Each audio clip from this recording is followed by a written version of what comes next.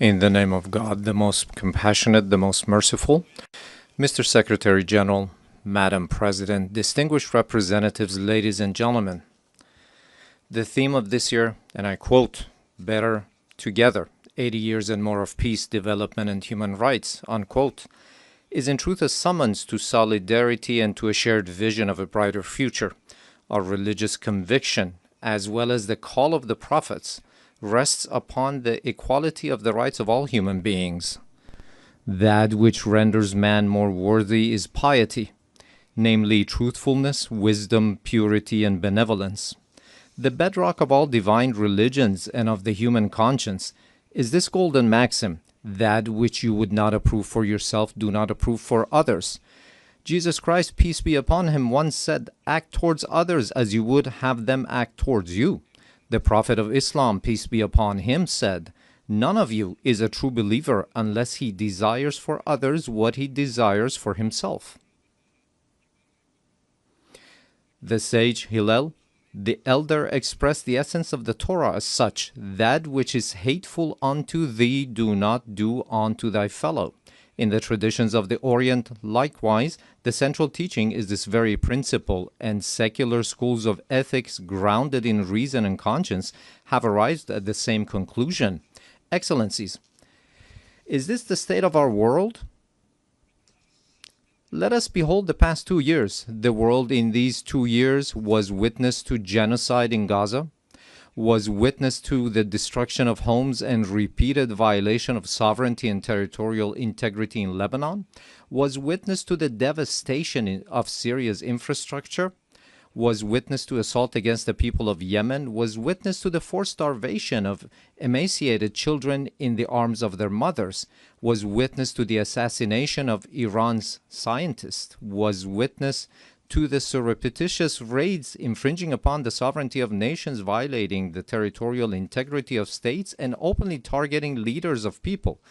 And all of this under the full support of the most heavily armed regime in the face of the earth, and under the pretext of self-defense. Would you countenance such things for yourselves?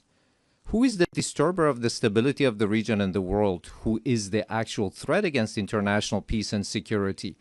Who is the violator of the golden moral maxim of mankind?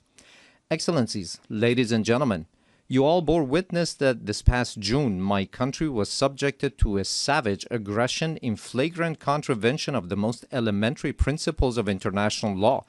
The aerial assaults of the Zionist regime and the United States of America against Iran's cities, homes, and infrastructures, precisely at a time when we were treading the path of diplomatic negotiations, constituted a grave betrayal of diplomacy and a subversion of efforts towards the establishment of stability and peace.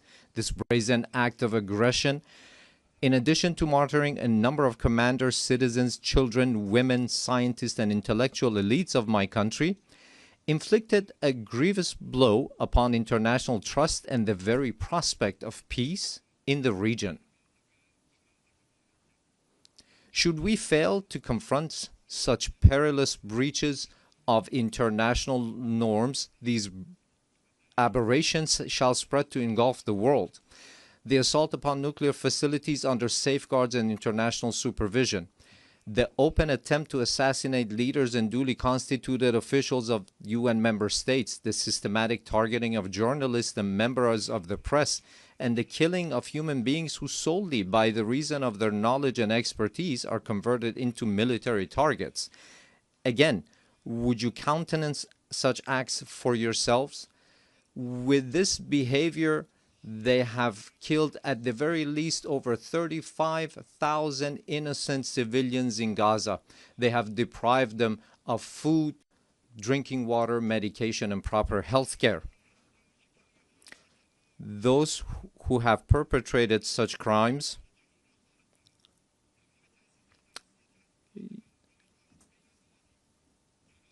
this nation, with a magnanimous spirit and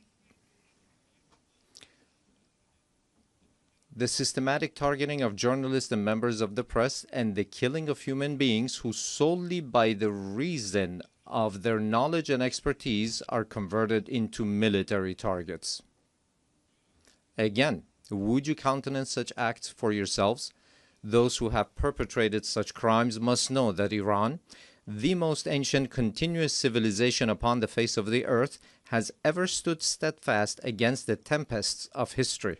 This nation, with a magnanimous spirit and an eternal will, has time and again demonstrated that it shall never bow before aggressors. And today as well, in the face of the transgressors, it stands upright with reliance upon the power of faith and its national cohesion. In this 12-day defense, the patriotic and valiant people of Iran laid bare before the aggressors the fallacy and self-delusion of their arrogant calculations. The enemies of Iran unwittingly fortified the sacred national unity.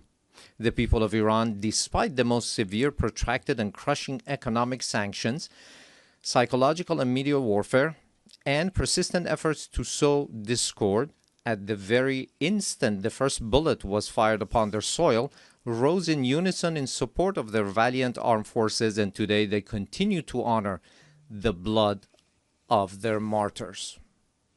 Here, in the name of all Iranian people, I extend my heartfelt gratitude to all personalities, nations, governments, and international and regional organizations that stood in solidarity with Iran during this war.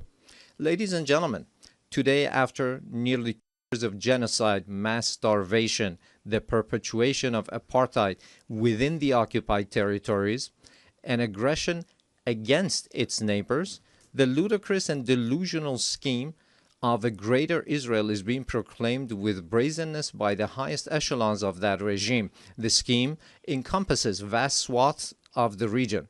The map itself lays bare the true intentions of the Zionist regime, intentions that have, of late, been openly endorsed by its criminal prime minister.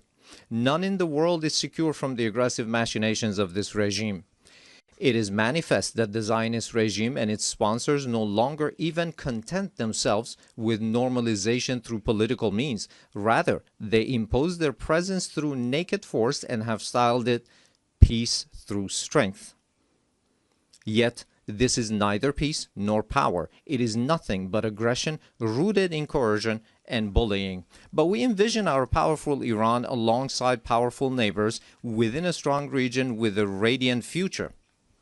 A future in which we stand together against a grand project that imposes genocide, destruction, and instability upon the region. A future in which collective security is assured through genuine mechanisms of defensive cooperation and joint response to threats. A future in which human dignity and cultural diversity are cherished as foundational values. A future in which collective development is realized through joint investment in infrastructure and modern sciences. A future in which energy security and the equitable use of vital resources from the pillars of economic stability. A future in which the environment is safeguarded for posterity. A future in which national sovereignty and the territorial integrity of states are regarded as non-negotiable principles, a future not in pursuit of peace imposed by force, but founded upon strength derived through peace. In such a strong region, slaughter and bloodshed shall find no place. It is for this very reason that my country has, for many years, been among the staunchest advocates of establishing a region free of weapons of mass destruction.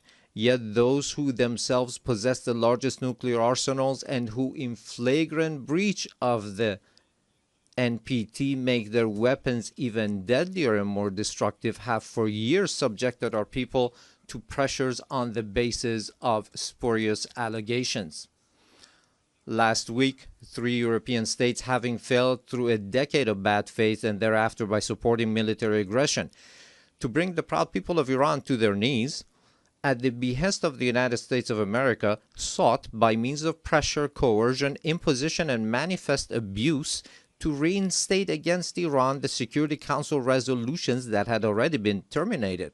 In doing so, they set aside good faith.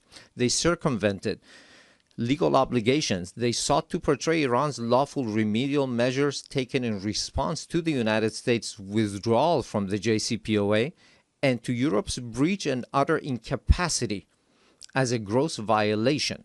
They falsely presented themselves as parties of good standing to the agreement, and they disparaged Iran's sincere efforts as insufficient.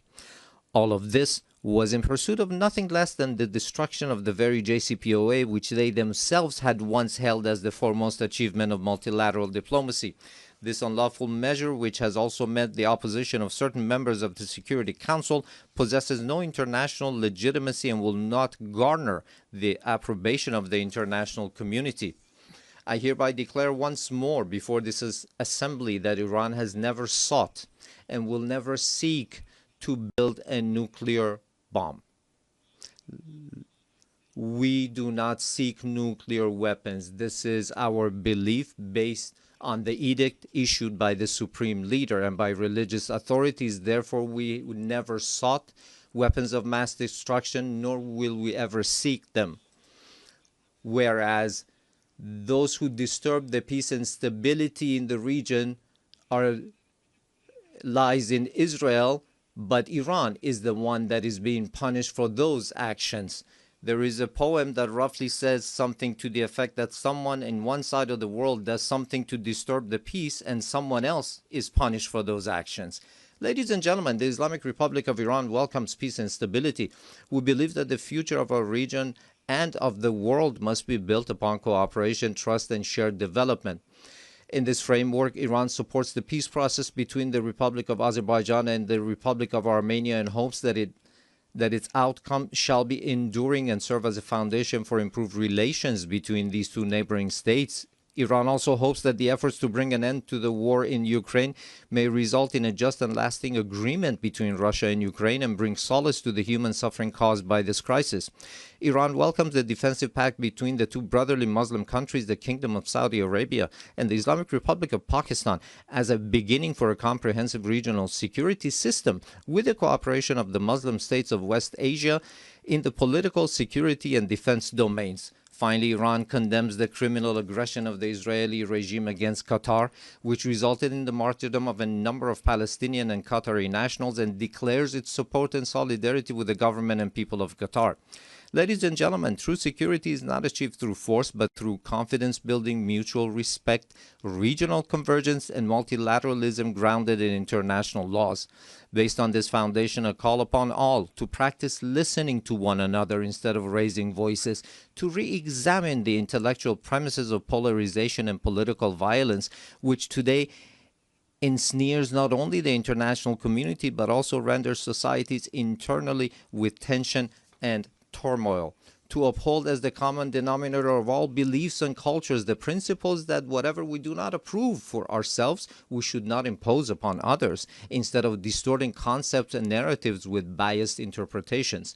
To restore and rehabilitate the credibility of international laws, institutions, and mechanisms, and to commit to the establishment of a regional system of security and cooperation in West Asia. Ladies and gentlemen, we Iranians have extended our power in the world not by producing and employing nuclear weapons, nor by the slaughter of hundreds of thousands in the 20th century, nor by genocide and the imposition of starvation upon the children in Gaza in the 21st century, and not even through the historic empires of Iran, but rather through a culture of human fellowship and the message of empathy of universal sages such as Rumi, Hafiz, Saadi, who 8 centuries ago declared, "Human beings are members of a whole, in creation of one essence and soul. If one member is inflicted with pain, other members uneasy will remain. If you have no sympathy for human pain, the name of human you cannot pertain. Those criminals who bully by murdering children are not worthy of the name human being, and assuredly they shall never prove to be trustworthy partners." Relying upon its time-honored tradition of altruism and human fellowship, Iran is a steadfast partner and a trustworthy companion for all peace-seeking countries, a friendship and a partnership grounded not in fleeting expediency, but in dignity, trust, and a shared future. We, the upright people of Iran, by standing firm against lawless marauders, have surmounted with honor the injustices, discriminations, and double standards imposed upon us. And today, with an opportunity-oriented outlook, we have transformed this historic achievement of the Iranian people into a platform for a leap toward a hopeful future. Let us together with you, turn threats into opportunities. I thank you.